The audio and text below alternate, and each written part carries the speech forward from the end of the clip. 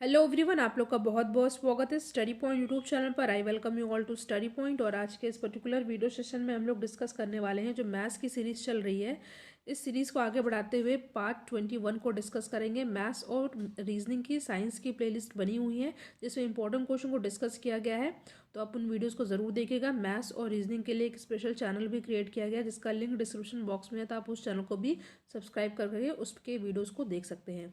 तो प्लेलिस्ट के सभी वीडियोस को आप लोग देखिएगा। टोटल 20 पार्ट्स अपलोड हो चुके हैं। आज हम लोग 21वें पार्ट को अपलोड करने वाले हैं जिसमें बहुत ही इंपॉर्टेंट 8 क्वेश्चन को मैं डिस्कस करूंगी। तो चलिए हम लोग अपना आज का डिस्कशन स्टार्ट करते हैं। वीडियो आपके लिए हेल्पफुल लगे तो वीडियो को लाइक और इसको अपने फ्रेंड सर्कल में शेयर ज़रूर करिएगा। तो चलिए हम लोग अपना आज का डिस्कशन स्टार्ट करते हैं। क्वेश्चन है पहला, ए तथा बी किसी कार्य को 16 दिन में पूरा करते हैं जबकि ए अकेला उस कार्य को 24 दिनों में पूरा करता है, तो अकेला बी उस कार्य को कितने दिनों में पूरा करेगा। देखिए ध्यान दीजिएगा, इसमें यहाँ पे जो दिया है ए और बी, ये दोनों मिल करके किसी काम को 16 दिन में कर रहे हैं। और अगर ए की बात की जाए तो ए उस काम को अकेला 24 दिनों में कर रहा है, तो आपको बताना है कि बी उस कार्य को कितने दिनों में पूरा करेगा। इसमें आपको मैं नॉर्मल मेथड बताऊंगी, साथ में ट्रिक वाला भी मेथड ही बताऊंगी, तो दोनों मेथड को अच्छे से आप लोग देखिएगा। तो सबसे पहले हम लोग देख लेते हैं, क्वेश्चन में दिया हुआ है ए तथा बी किसी कार्य को 16 दिन में पूरा करते हैं। तो ए और बी का एक दिन का काम क्या हो जाएगा, ये हो जाएगा 1/16। ठीक है, जबकि ए अकेला उसी कार्य को 24 दिनों में पूरा करता है, तो ए का एक दिन का काम क्या हो जाएगा, 1/24। ठीक है, अब हमें ए में से ए माइनस बी को माइनस करके एक दिन के काम को माइनस कर लेंगे तो बी का आराम से हमें वर्क पता चल जाएगा। ठीक है, तो यहाँ पे हो जाएगा आपका क्या, 1/16 माइनस 1/24। ठीक है, इसका हम लोग एलसीएम लेंगे। एलसीएम हमारा क्या आएगा, तो एलसीएम हमारा आ जाएगा यहाँ पे 48। और जब सॉल्व करेंगे तो यहाँ पे आपका आ जाएगा 3 - 2, और फिर ये हो जाएगा 1/48। ठीक है, तो बी के एक दिन का काम क्या है, 48 है, तो बी पूरे काम को कितने दिनों में ख़त्म करेगा, ये ख़त्म करेगा 48 दिन में। ठीक है, ये एक दिन का काम आया है इसका, ये एक दिन का काम है। और पूछा है कि अकेला भी उस कार्य को कितने दिनों में पूरा करेगा, तो कितने दिनों में, 48 दिनों में। ये तो था नॉर्मल मेथड। मैंने आपको बताया कि इसमें आपको मैं ट्रिक बताऊंगी। देखिए नॉर्मल मेथड से आप करेंगे थोड़ा टाइम आपका लगेगा, जो मैं फॉर्मूला बताने वाली हूँ उससे आपका 2 से 4 सेकंड में क्वेश्चन सॉल्व हो जाएगा। फॉर्मूला क्या है, x/y/x-y। ठीक है, यहाँ पे x क्या है आपका 16 और y क्या है 24। अब हम वैल्यू को पुट करते हैं। ठीक है, तो x की वैल्यू मैंने बताया जैसा कि यहाँ पे 16 मल्टीप्लाई कर देंगे, y की वैल्यू क्या है 24, और दोनों को जब माइनस करेंगे x माइनस वाई, तो आपका माइनस में आ जाएगा 8। ठीक है, 8 आ जाएगा।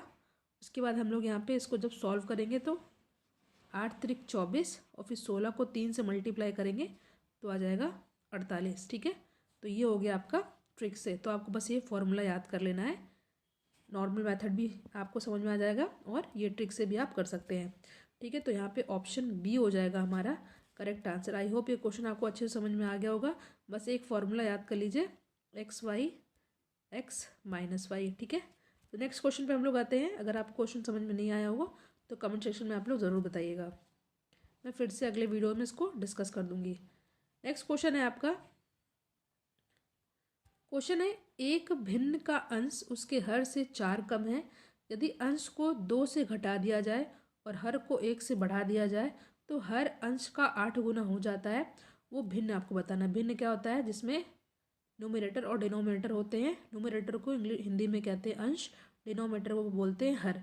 ठीक है, अगर आप एक्स वाई से मान करके चलेंगे तो आपका थोड़ा टाइम लगेगा। इसमें आपको सॉल्व करना है गो थ्रू ऑप्शन मेथड से। ठीक है, GTO यानी कि गो थ्रू ऑप्शन मेथड से आपको इस क्वेश्चन को सॉल्व करना है। क्वेश्चन क्या बोल रहा है, क्या कह रहा है कि एक भिन्न का अंश उसके हर से 4 कम है। ठीक है, 4 कम है। देखिए यहाँ पे जो भिन्न दिया हुआ है ए में, पहले ए वाला हम लोग देखेंगे। तो एक भिन्न का अंश उसके हर से 4 कम है। ठीक है, ये तो आपका पहला कंडीशन तो यहाँ पे सेटिस्फाई कर रहा है, 4 कम है। ठीक है, ऑब्वियसली बात है 8 में से 4 माइनस करेंगे तो 4 हो रहा है, ठीक है। यदि अंश को 2 से घटा दिया जाए, ठीक है, यदि अंश को 2 से घटा देंगे तो 4 माइनस 2, यहाँ पे आपका 2 आ जाएगा, और हर को 1 बढ़ा दिया जाए तो 8 1 9 कर दिया जाए तो हर अंश का 8 गुना हो जाता है, ठीक है। तो हर अंश का 8 गुना हो रहा है, नहीं हो रहा है यहाँ पे, ठीक है। हर जो है अंश का 8 गुना नहीं हो रहा है, ठीक है। तो पहला ऑप्शन हमारा ये सही नहीं होगा। मैं समझा रही हूँ इसलिए यहाँ टाइम लग रहा है। आप करेंगे जब एग्ज़ाम है तो बहुत जल्दी आ जाएगा। नेक्स्ट वाले हम लोग चेक करते हैं। एक भिन्न का अंश उसके हर से 4 कम है। सबसे पहले यहाँ पे पहली कंडीशन ही नहीं फॉलो हो रही है, क्योंकि जो अंश है यहाँ पे 4 कम नहीं है, ठीक है। यहाँ पे 4 कम था तो पहली कंडीशन फॉलो हो रही थी। थर्ड देखते हैं, यहाँ पे भी 4 कम नहीं है। नेक्स्ट हम लोग देखते हैं यहाँ पे डी वाला ऑप्शन। वैसे तो हम लोग एलिमिनेशन मेथड से देखा जाए तो यहाँ पे हमारा डी सही हो जा रहा है, बट आगे भी आपको चेक करके बता देते हैं कि एक भिन्न का अंश उसके हर से 4 कम है, ठीक है। 4 कम है, पहली कंडीशन तो फॉलो हो जा रही है। दूसरी कंडीशन क्या कह रहा है कि यदि अंश को 2 से घटा दिया जाए, 3 में 2 घटा देंगे तुम्हारा आ जाएगा 1, ठीक है। और हर को 1 से बढ़ा दिया जाए, यानी कि 7 + 1 8 कर दिया जाए तो हर अंश का 8 गुना हो जाता है, ठीक है। देखिए हर जो है अंश का 8 गुना है, तो यहाँ पे आपका ऑप्शन डी हो जाएगा सही, ठीक है। वो भिन्न क्या हो जाएगा आपका 3/7, ठीक है। बस मैंने आपका सारा ये चेक किया ऑप्शन, इसलिए थोड़ा टाइम लगा है। एग्जाम में आपका ये क्वेश्चन बहुत ही जल्दी सॉल्व हो जाएगा। नेक्स्ट क्वेश्चन पे हम लोग आते हैं। बहुत इंपॉर्टेंट क्वेश्चन है, ये भी कई बार एग्जाम में पूछा गया है।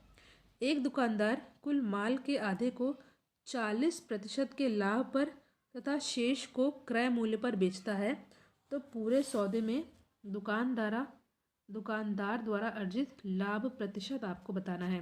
क्वेश्चन फिर से पढ़िए। क्या है कि एक दुकानदार है, वो कुल माल को आधे को, जो जैसे मान लीजिए उसने 100 माल है उसके पास, तो आधे को वो 40% के लाभ पर तथा शेष यानी कि 50 माल को वो 40% के लाभ पर तथा जो 50 है उसको क्रय मूल्य पर ही बेचता है। यानी कि मान लीजिए 50 माल को 50 रुपये में ख़रीदा है तो 50 रुपये में ही बेच रहा है, मगर जो स्टार्टिंग का 50 है वो 40% के लाभ पर बेच रहा है, ठीक है। तो पूरे सौदे में जो दुकानदार है उसके द्वारा लाभ प्रतिशत आपको बताना है। तो सर जैसा कि मैंने बताया कि मान लीजिए वो टोटल 100 माल आपका बेच रहा है, तो आधे पे वो 40% के लाभ पर, ठीक है, यानी कि लाभ पर, यानी कि 50 गुणे कितना 40% के लाभ पर बेच रहा है। तो ये कटा यहाँ पे आपका आ गया लाभ कितना आया, यहाँ पे 20, यानी कि टोटल आपका क्या होगा यहाँ पे, फिर से यहाँ पे देखते हैं हम लोग, 50 गुणे 40% के लाभ पे ना, तो 140 हो जाएगा। 100 नहीं, 40 नहीं होगा। मैंने बताया था कि लाभ होगा 40%, तो 140 होगा। 30 होता तो 130 होता, तो 140/100, यहाँ कटा, ये गया, ये गया, ठीक है। तो यहाँ पे आपका क्या आ गया 120, ठीक है। और सेकंड आपका जो है 120 नहीं आएगा, काटा पीटी आप लोग करेंगे तो यहाँ पे क्या आ जाएगा 5 चौक 20, ठीक है, 5 चौक 20 और ये 70। यहाँ पे आपको 70 रुपये लाभ हो रहा है टोटल, ठीक है। यानी कि अगर वो 50 में बेचा है तो 70 उसने 50 में ख़रीदा है तो 70 में बेचा है वो, ठीक है। तो यहाँ पे तो 70 हो गया, और जो आधा है यहाँ पे दिया है, जो शेष है वो क्रय मूल्य पर बेचता है, यानी कि 50 में ख़रीदा है और 50 में ही बेच दिया है, ठीक है। तो एक बार उसने 70 में बेचा और एक बार उसने 50 में बेचा, तो टोटल उसने कितने में बेचा 120 रुपये में, ठीक है। तो ख़रीदा उसने कितने में था 100 में, ठीक है, और बेचा उसने कितने में है 120 में। तो कितने प्रतिशत की उसको जो है लाभ हुआ है, तो लाभ हुआ है ऑब्वियसली कितना हो जाएगा आपका 20%, ठीक है। तो ऑप्शन डी हो जाएगा यहाँ पे हमारा करेक्ट आंसर। मैं फिर से आपको इसको बता देती हूँ क्वेश्चन को। क्वेश्चन क्या कह रहा था, एक दुकानदार कुल माल के आधे को 40% के लाभ पर तथा शेष को क्रय मूल्य पर बेचता है, तो पूरे सौदे में दुकानदार द्वारा अर्जित लाभ प्रतिशत आपको बताना है, ठीक है। मान लीजिए एक दुकानदार है, उसने 100 माल खरीदा। क्वेश्चन कह रहा है कि 100 में जो 50 है वो उसने जो है 40% के लाभ पर बेचा है, और जो 50 माल है वो 50 में ख़रीदा है, 50 में ही बेच दिया है।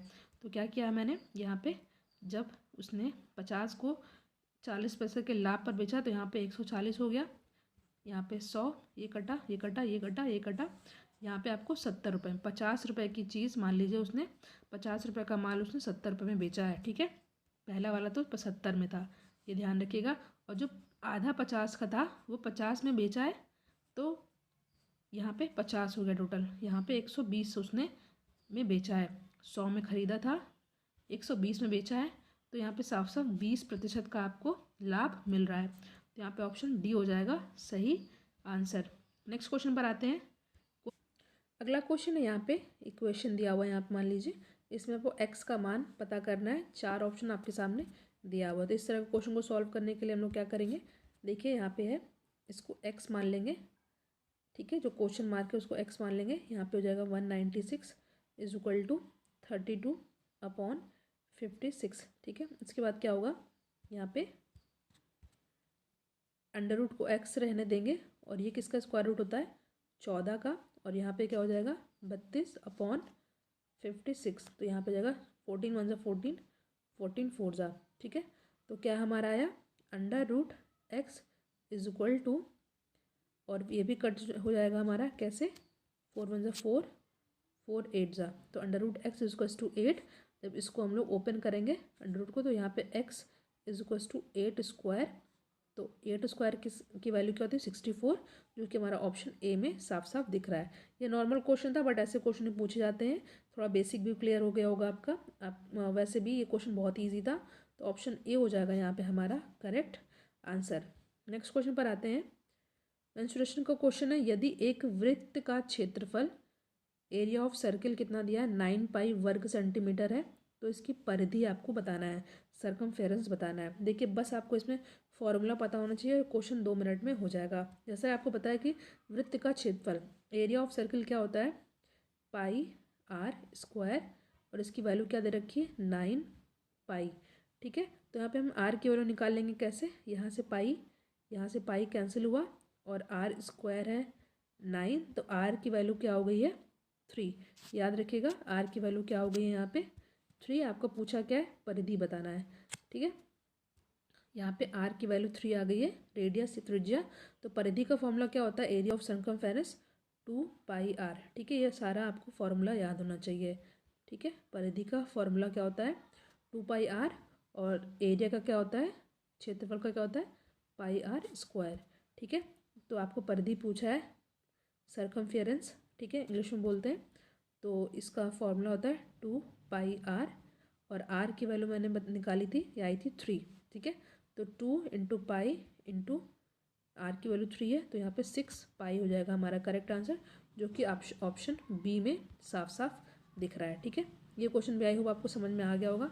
नेक्स्ट क्वेश्चन पे हम लोग आते हैं। ये भी नॉर्मल क्वेश्चन है, बट फिर भी मैंने इंक्लूड किया क्योंकि पूछा गया है।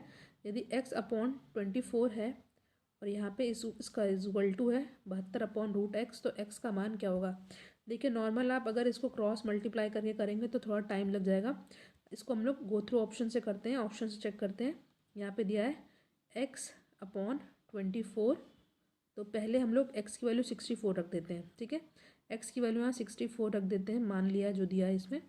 तो x 64/24 इज इक्वल टू 72, और यहाँ पे 64 होता है, तो आपको पता है 64 का क्या हो जाता है, यहाँ पे 8 हो जाएगा, तो 8 9 72, ठीक है। यानी कि क्या, अब यानी कि यहाँ पे 64/24 इजक्वल टू 9/1, तो क्या 24 जो है 24 का ये 9 गुना 64 होगा, नहीं होगा, तो पहला ही ऑप्शन हमारा गलत हो गया। अब लोग नेक्स्ट पर चेक करते हैं। नेक्स्ट क्या है 144, तो यहाँ पे 144/24 इज इक्वल्स टू 72, यहाँ पे 144 का क्या हो जाएगा, इसका 12 होता है, ठीक है। 12 कम 12 12, इसमें 12 से ये कितने बार कैंसिल होता है 72, आप बताइए, ठीक है। तो यहाँ पे जाएगा 12 1 12, उसके बाद जाएगा 12 84, 12 6 72, ठीक है। तो क्या ये इसका 6 गुना है 24, ये 144 का 6 गुना है या नहीं, ये है 6 गुना, जो कि हमारा सही आंसर हो जाएगा, ठीक है। अगर 6 गुना है तो आपका ये सही है, यानी कि 144 यहाँ पे सही प्लेस हो रहा है, ठीक है। नॉर्मल मेथड से आप करेंगे तो टाइम लगेगा, तो आप इस तरह भी कर सकते हैं। नॉर्मल मेथड तो ईजी है क्रॉस मल्टीप्लिकेशन से। इसमें क्या करना है आपको, सीधे जो वैल्यू है पुट कर देनी है, ऑप्शन चेक करने हैं। पहला तुम्हारा नहीं हुआ था बट दूसरा हमारा हो गया था। ठीक है, तो नेक्स्ट क्वेश्चन पर आते हैं। यहाँ पे अभी हमने डिस्कस किया है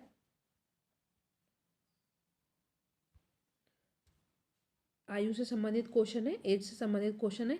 करीम की उम्र 15 वर्ष पहले जितनी थी उससे 15 वर्ष बाद 4 गुना होगी। करीम की वर्तमान उम्र कितनी है। ठीक है, नॉर्मल मेथड से आप करेंगे, एक्स वाई मानेंगे तो बहुत ही आपका टाइम लगेगा, तो इसमें भी हम लोग गो थ्रू ऑप्शन मेथड से ही करेंगे। क्वेश्चन क्या कह रहा है, करीम की उम्र 15 वर्ष पहले जितनी थी उससे 15 वर्ष बाद 4 गुना है, तो वर्तमान आयु बतानी है। मान लीजिए पहला हम लोग चेक कर लेते हैं, 40 दिया है। ठीक है, 40 जो यहाँ पर दिया है, तो क्या कह रहा है, करीम की उम्र 15 वर्ष जितनी थी उतनी 15 वर्ष बाद उसके 4 गुना है। यानी कि मान लीजिए 15 वर्ष पहले इसकी क्या हो जाएगी उम्र, यहाँ पे हो जाएगी 25, और 15 वर्ष बाद क्या होगी, मान लीजिए यहाँ पे क्या हो जाएगी 40 है, तो 15 वर्ष बाद क्या हो जाएगी 55। ठीक है, हाँ ठीक है 55 है। तो आपको तो क्या आपको लग रहा है कि ये 25 इसका 4 गुना है, नहीं है ना, तो ये हमारा गलत हो जाएगा। नेक्स्ट हम लोग चेक करते हैं क्या है, 25 वर्ष पे हम लोग चेक करते हैं। आई होप ये आपको समझ में आ गया। देखिए ये 40 था तो 15 वर्ष पहले कितनी होगी, माइनस कर देंगे 15, 25 हुआ, और 15 वर्ष बाद क्या करेंगे, प्लस कर देंगे तो 55 है। तो क्या चेक करते हैं, ये इसकी 4 गुना है, 4 गुना नहीं है, तो ये हमारा सही नहीं होगा। नेक्स्ट है 25 है। 25 है तो 15 वर्ष बाद क्या हो जाएगी, 15 वर्ष पहले क्या हो जाएगी, 15 वर्ष पहले आपकी यहाँ पे क्या हो जाएगी 10। ठीक है, और 15 वर्ष बाद क्या हो जाएगी, यहाँ पे 25 से 15 ऐड कर देंगे 40। तो क्या इसका जो है 4 गुना है कि नहीं, 15 वर्ष बाद 4 गुना है, तो यहाँ पे हमारा सही ऑप्शन हो जाएगा बी। ठीक है, आई होप ये क्वेश्चन आपको समझ में आ गया होगा। फिर से मैं समझा देती हूँ, सीधे ऑप्शन बी से चेक करके बता देती हूँ, टाइम बचेगा।